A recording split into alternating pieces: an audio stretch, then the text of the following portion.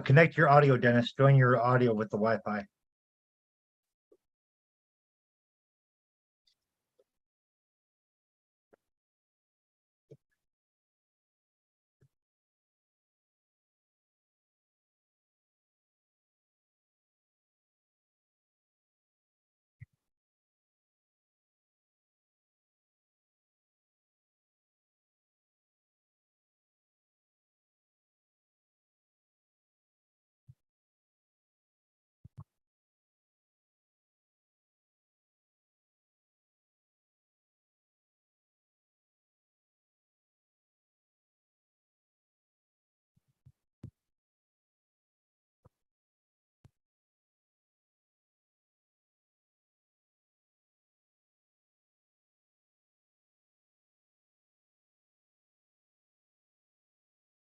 Dennis, turn on your your audio. You got to connect your audio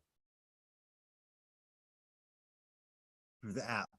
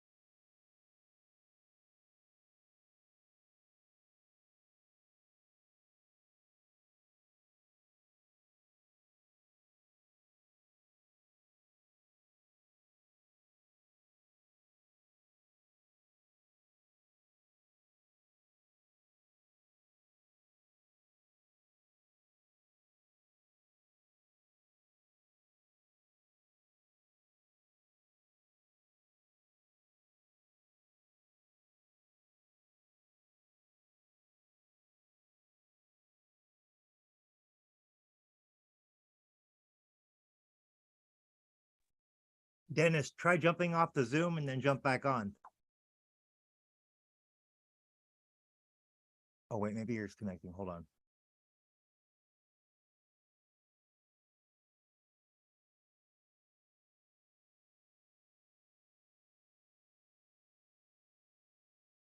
Try connecting through your data. If you're using the data connection, try it again.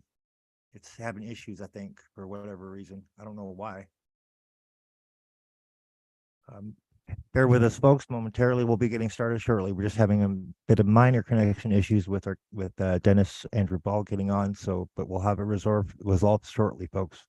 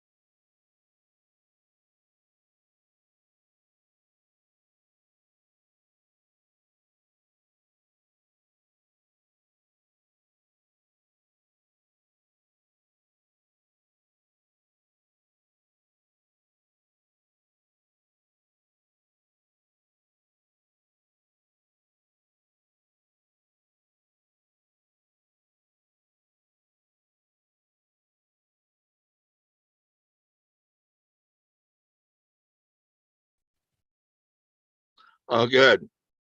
There you are. All right, cool, awesome. We're good to go. All right, so we're I already think live I on. think Go I ahead. think what happened too is I have an SMS, and I think that was interfering with this because it's interfered with other things with me, and I just fixed it. Gotcha. Good. Okay. Cool. Awesome. All right, sweet. We're gonna begin the 1 minute countdown timer, folks, and then we'll play his intro promo for his campaign for the show, the updated one we did last week, and then we'll segue into the content that you wanted to share with your audience and our audience. Very good.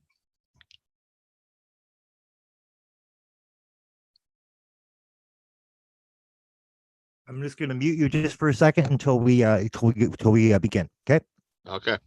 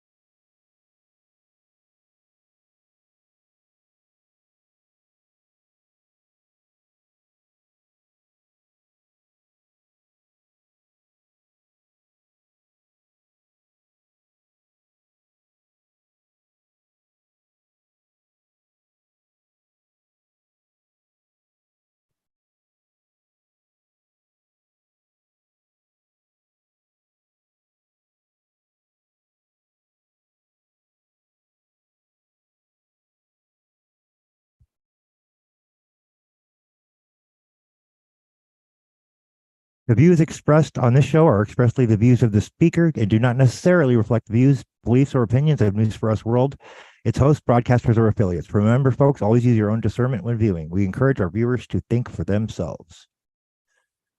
All right, folks. So we're here with Dennis Andrew Ball. I'm going to play our intro real quick for you guys, and then we'll start. Okay.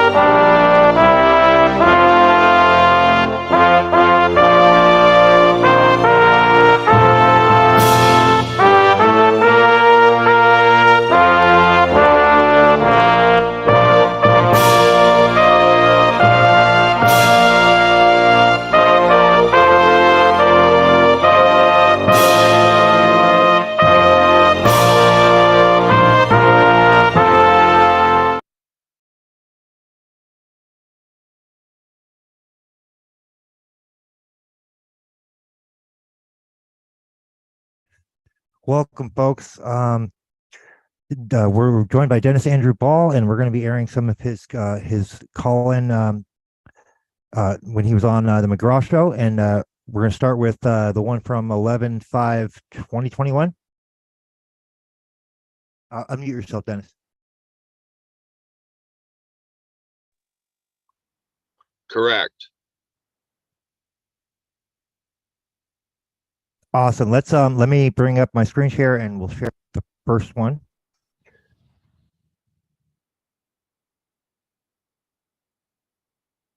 And let me make sure I'm sharing my sound. And I am. All right. Let's see here. 3 and 4. Spire chose to build that pipeline based on a return. I'm on not their sure how investment. well Yes. you can hear.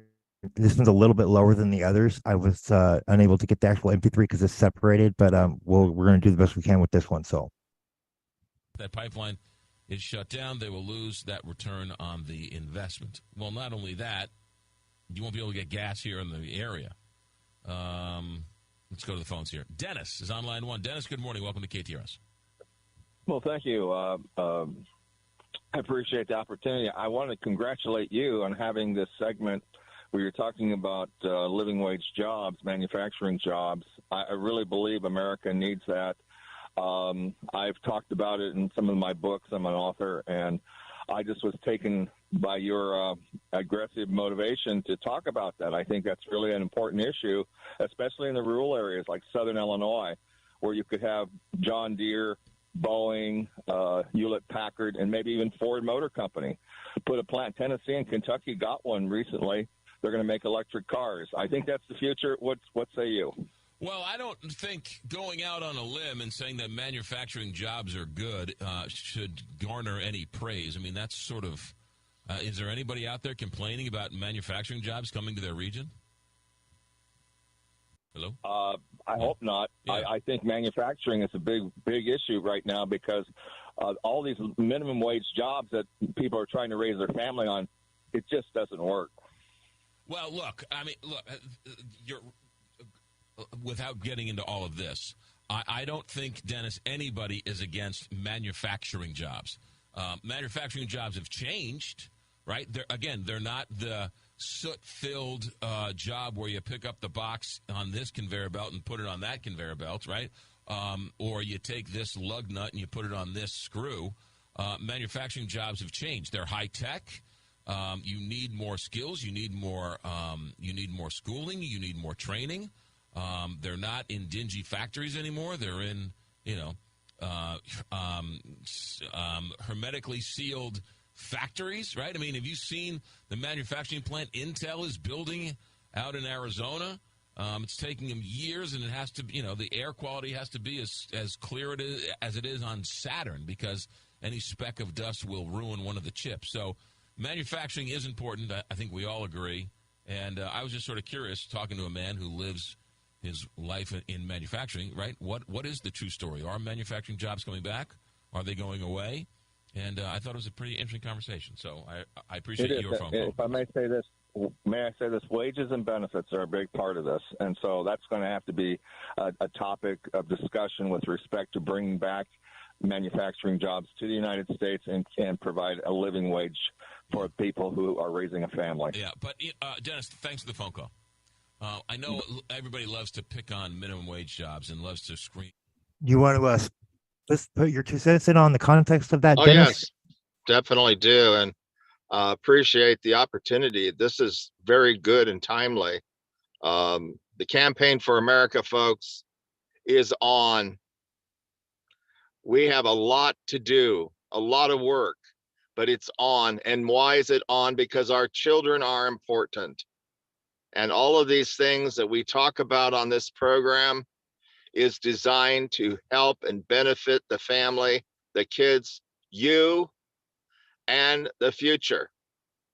And I also posted today on the Facebook page, Dennis Ball, talking about the forces that cause breakups in marriage. Much of it has to do with the family and the parents, particularly the man and the wife, who must work for each other and work for the family. When that doesn't happen, that leaves the room for all kinds of bad things to happen. Prior to World War II, families were together. After World War II, families have disintegrated. Why? Has anybody bothered to ask that question? It's an important question. Why that has happened. We attempt, excuse me, on this show to answer that, and we'll continue as we proceed into this year. So I want to say that I think it's very, very good what McGraw and I had a chance to talk about, and we have a lot more to talk about today's program. All right, shall we get into the second segment that you did on their show? Right. All right, let's do that.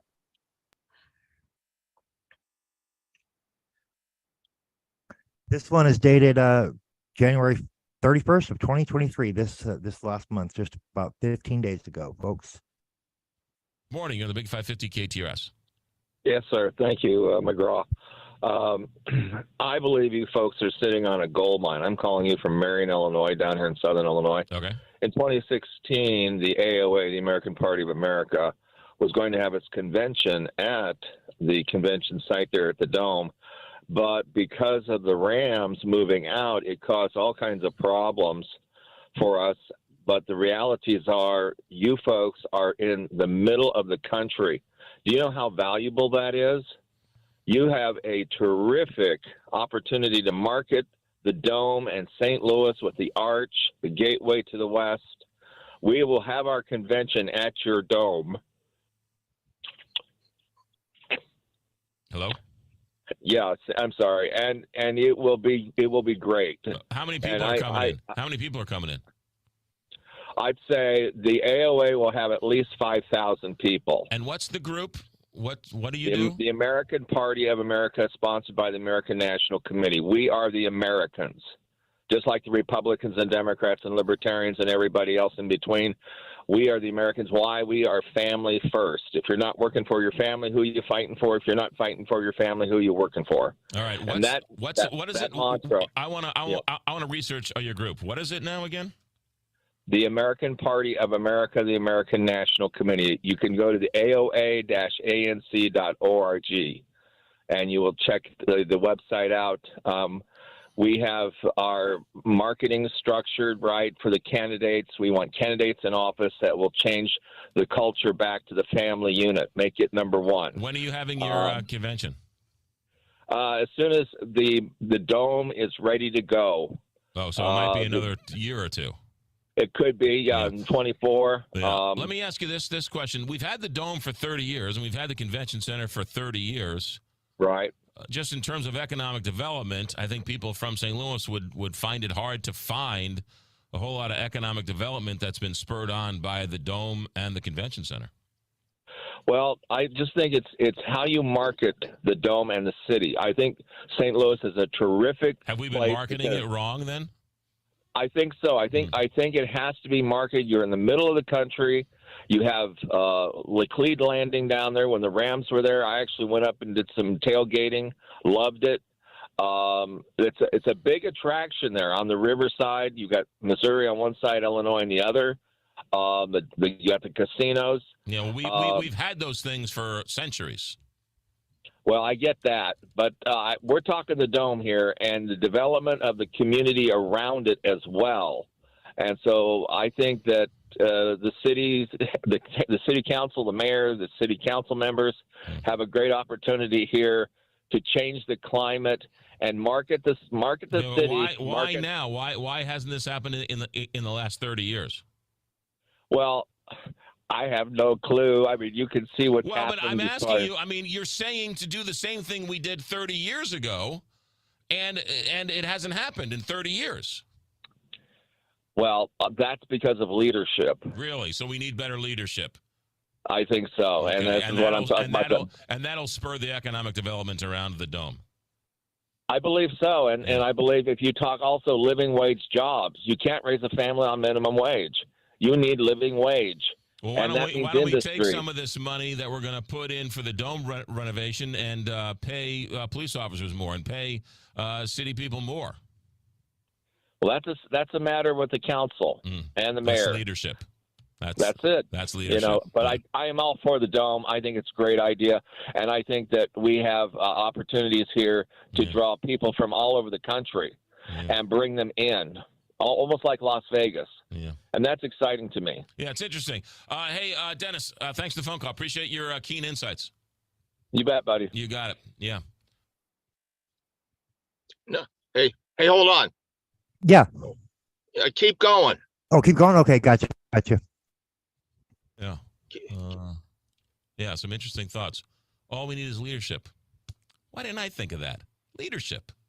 Susie, line 1. Good morning. Welcome to KTRS. Okay, stop. Yes. Stop. Go ahead. Okay. Can you stop the video right now? I just want to talk. You're gonna have to edit. You're gonna have to edit that. Okay. Out. You'll go back and edit. Yeah, we're live right now. I don't know if hold on one second. Let me try and stop this. I'm not quite sure how to do that right now. Not done that during a live before. The way it's set up. Okay. Well. Okay, folks. Well, listen.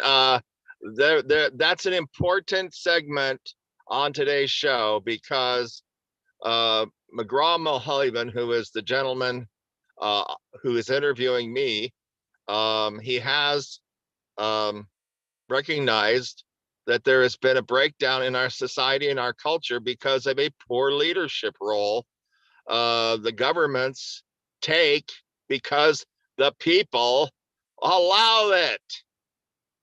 It's the apathy, folks. The apathy has to end. So you see all the books that I have written. Why did I spend the time to do this? Why did I take the time and continue to take the time? It is to educate us. Yes, and everybody should be looking to educate themselves. Don't take any one person's word for it. Start looking into stuff, folks. Start reading real books, real information that we can, that's why people like Dennis and people like me are doing the work we're doing, because we believe that we can change the world for the better. But we all have to actively participate. Yep. And that's what's happening here. And that's why I'm running for president of the United States. And Richard Sanders is my running mate for vice president. And you are a write-in candidate, correct? Currently a write-in candidate, but that we will get our names on the ballot with your help, people. This is not about me. This is about us and the future of our children and generations to come. And yes, this absolutely. is why we're here, to get this done now. Agreed. 100%. We need to get this done. I mean, if we don't stand up and start taking a leadership role and fighting back and by any means possible, which is what we're kind of trying to do right now, then we don't have a chance. So we all need to do our part and start taking an active role in making that change, folks. Be the change you want to see in the world. Exactly, Stephen. I want to say too, folks, you're looking at my van on Super Bowl Sunday. I spent the time to redo it with brand new banners. Stephen has put some of that at the beginning of the prologue to introduce the Campaign for America to you. Now, we are planning our trip to Florida to do the airport rallies and to move the campaign forward. I am a candidate for president of the United States.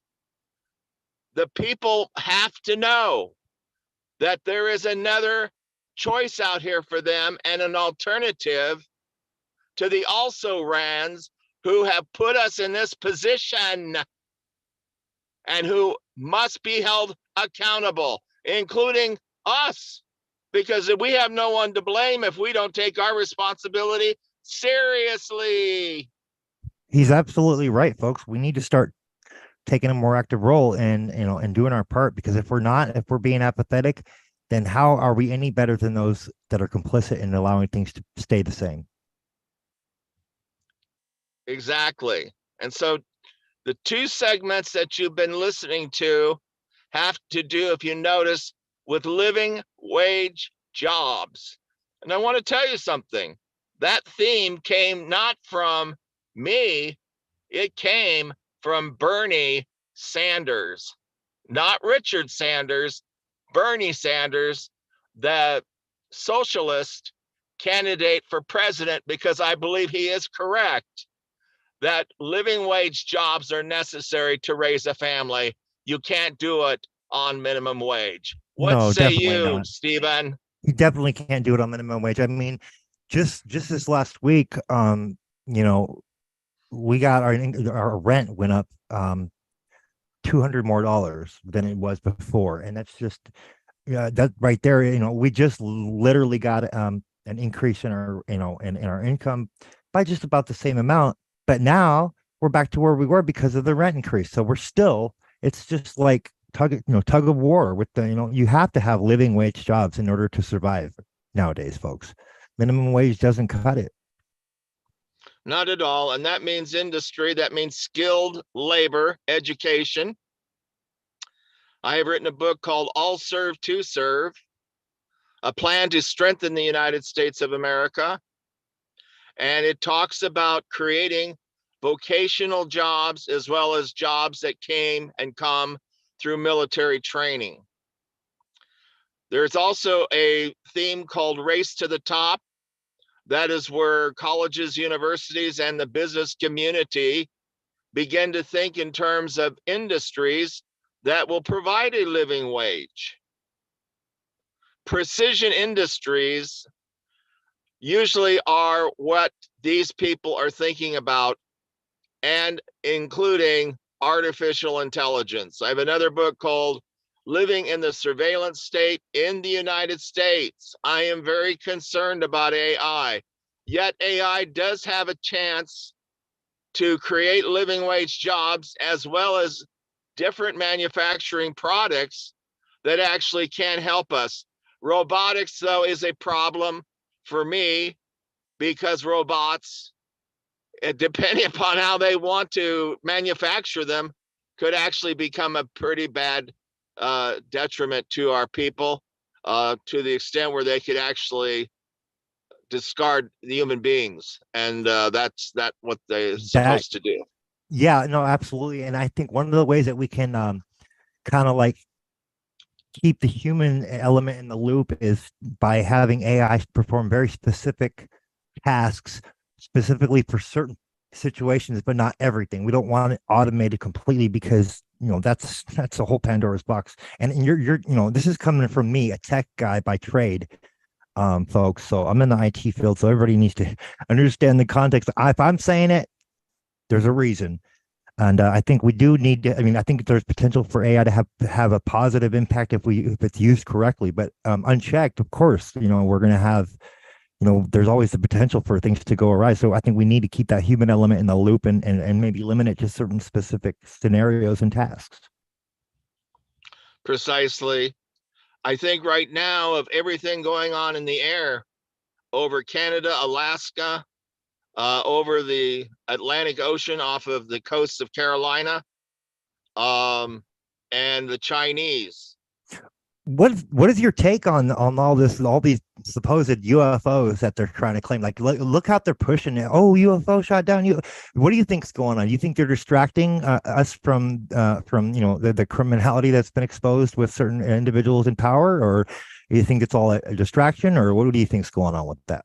Well, I think it is somewhat of a distraction, and also it reminds me of Project Blue Book when they were trying to debunk stories with regard to extraterrestrials. Who knows? I mean, they do. They're in it. They're controlling the levers of the narrative. But I don't trust any of them because they have shown in the past they are not trustworthy. And rightly so. We need to question everything. That's the whole premise of what the free society is based upon: asking questions, asking the hard questions. And we need to. Asking questions is not unpatriotic. Asking questions is the definition of science. It is the definition of open debate and discussion, folks. So the antithesis to that is censorship, which is exactly what we don't want and we don't need. It's literally been responsible for many deaths these last several years, and that's just unconscionable that those in power knowingly did this to folks. It's wrong. Well, I think our national security is an issue here, especially as world events continue to show us what's going on in Europe with Russia and Ukraine, let alone China and Taiwan and other parts in between. The world is changing. That's why I'm here. People are reading my book, The Ball Doctrine, Creating Peace and Prosperity in Every Nation. Very important book. Why? It creates a middle class in every nation so that every family in every nation can raise their children to be in school rather than being swimming for sponges in the Philippines or making bricks in Pakistan. As a matter of fact, today I attempted to get in touch with the Arizona Republic. I have friends in Arizona, and I called the paper today. Guess what? I got people in the Philippines answering the phone for the paper in Phoenix, Arizona. Well, I was shocked. That is I had interesting. never experienced that with that paper before because I lived in Phoenix for over 10 years. And I have friends out there in the newspaper business and in the media people. But the Arizona Republic, the Philippine people answered the phone on many different phone numbers. And so, people around the world are thinking about what they have to do in order to survive, let alone thrive. But that's why I'm here, folks. The Ball Doctrine, Creating Peace and Prosperity in Every Nation. We need a Department of Peace in the White House in 2025. Vote for me, you'll get it. Vote for me, you'll get living wage jobs. Vote for Dennis Andrew Ball and Richard Sanders. We will have materials here very soon so you can spread the word. We have the right stuff. Okay, Stephen, let us proceed on with our next segment. Sounds good. All right, cool. Let me bring it up here and then we'll screen share and then play it.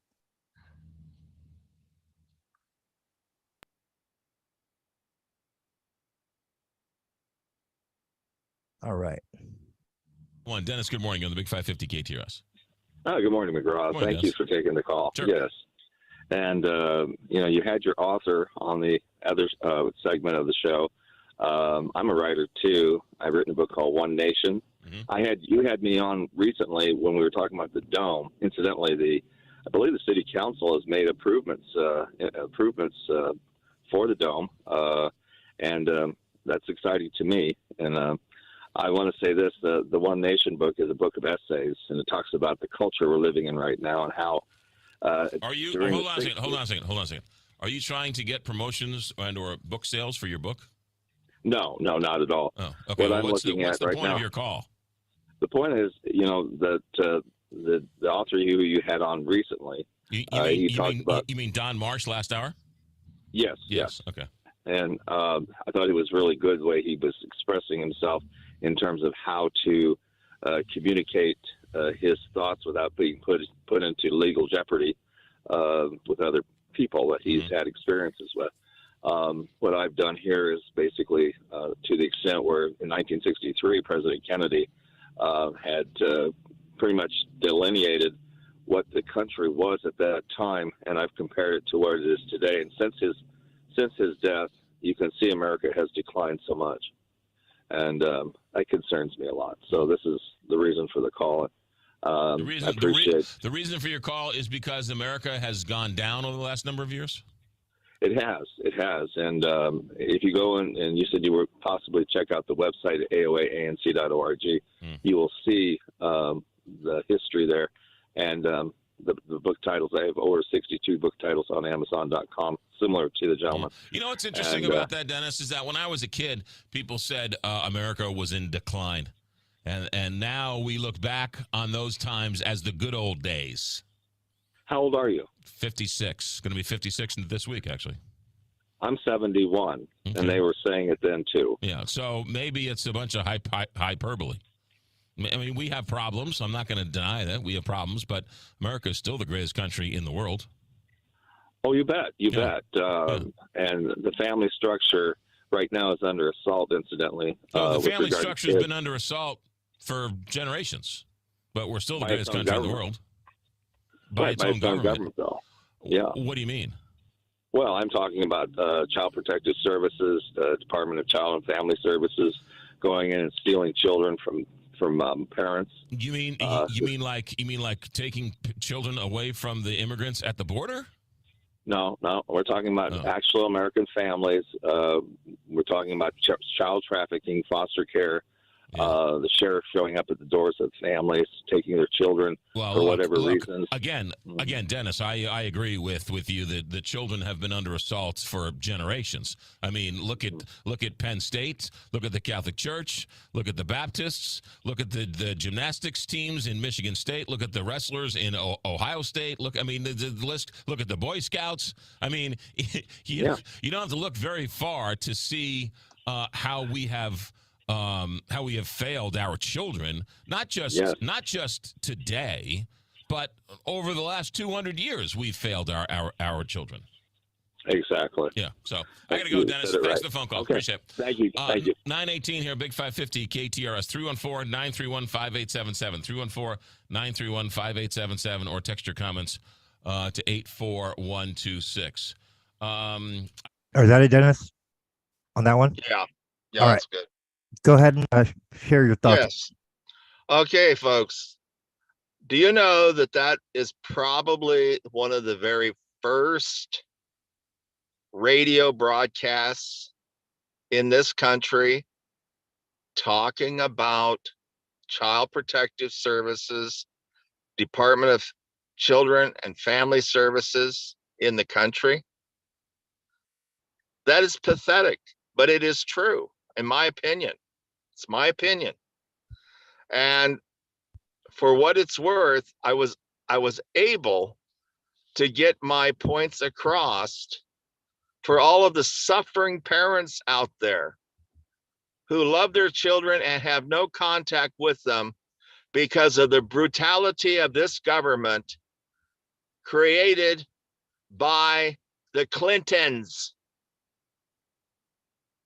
And I have no reservation in talking about them because that's why I'm in politics. And I want them to know it because they have done so much harm and damage to our people, period.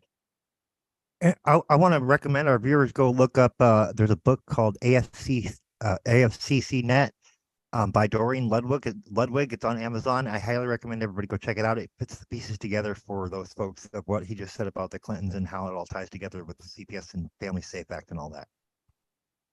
Exactly, and it's really despicable and appalling to me what America has become because of the Clintons and other people like them. The moral compass of our nation has changed. At one time, back in the 1800s, they would consider child theft equal to horse theft. And you know what that would earn you? One right between the eyes. Yeah, it was considered, it was death sentence, wasn't it, back then, in those days? Oh, yeah. Horse stealing was equivalent to death. Or even cattle stealing, livestock, anything breathing, including children, vulnerable adults as well. What these police officers are doing to some of our senior citizens, especially senior ladies, women, is despicable. And there's the problem. I've written a book called The Deplorables versus the Despicables. Your right to be heard. That is important, because who are the despicables? To me, they're the Clintons. They are the senior executive service managers who Barack Obama, before he left office, put in to destroy Donald Trump.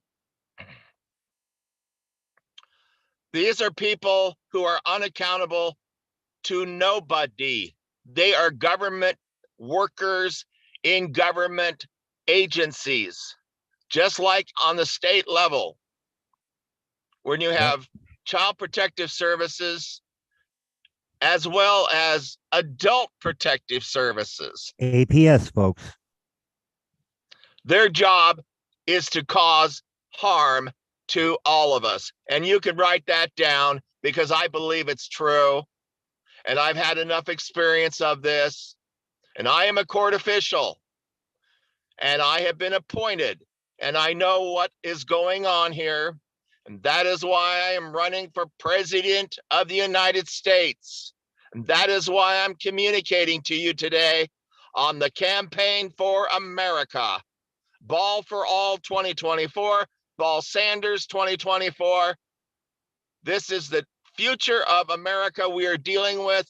This is really important. I need your vote. We need your support. We need your donations. Please go to our website at the AOA-ANC.org. Donate a few dollars on our website at the donate button. Help us with this.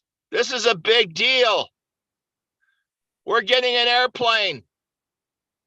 The link is in the description Reporters as are well, coming folks. on the plane with us. We're putting this party together in every county, every state. And we want you to consider becoming a candidate for Family First initiatives, as I've said before. If you're not working for and fighting for your family, who are you? You could be working for the government. You could be working for yourself. You could be working for the devil. You could be working for God. You could be working for children. And of course, you could be working for money. We all work for money. But the Bible says that the love of money is the root of evil. So it is the love of money that corrupts. Not that money is bad, but the love of money corrupts. Agreed. And then puts all of us at risk. So this is why we're here. This is an important segment today. Do you have anything to say extra, Stephen? Yeah, no, there's so much going on right now, folks, and I just want to encourage everybody, don't take our word for it. Start looking into these issues. The information is out there. It's not hard to find. It's not even being hidden at all. It's in all public domain. This is not something that you have to do much digging. Maybe a little bit of extra searching because of the Google censorship and whatnot, but you can still find a lot of this information, folks. It's out there. So, I mean, we're not just talking to talk. This is actual issues and stuff that we have seen for ourselves, and the things that need to be discussed, so we can come to a common consensus and solutions on how to go forward. Well, you bet. And there was talk here of a convention in 24. Well, that's where we want to be for this convention, in St. Louis, Missouri. And that's a good spot. Maybe our next convention after that will be in Las Vegas at the stadium. The new Raiders stadium, hopefully. Right. We want this to be the fabric of our society, our country, and we want people to understand they have real skin in the game, because right now the families are being assaulted. They're having a difficult time being able to function, to survive, let alone thrive. There has to be a change here, people. Living wage jobs, extremely important. Think about it. Support the AOA, the ANC. We are the future. So are our children. Thank you. Thank you. Thank you. Shall we wrap it up, Dennis? Yes. All right. Thank you everybody for joining us. We'll be back next Tuesday, same time. Yes. All right. Awesome. Don't forget to check out Dennis's website, oh my God, I can't even remember. AOA-ANC.org. I'm sorry. There we go. It's in the description, folks. We can get it there, and then we're gonna play our outro, and then we'll wrap it up. Thank you everybody for joining us. We appreciate all your support, and until next Tuesday, we'll see you.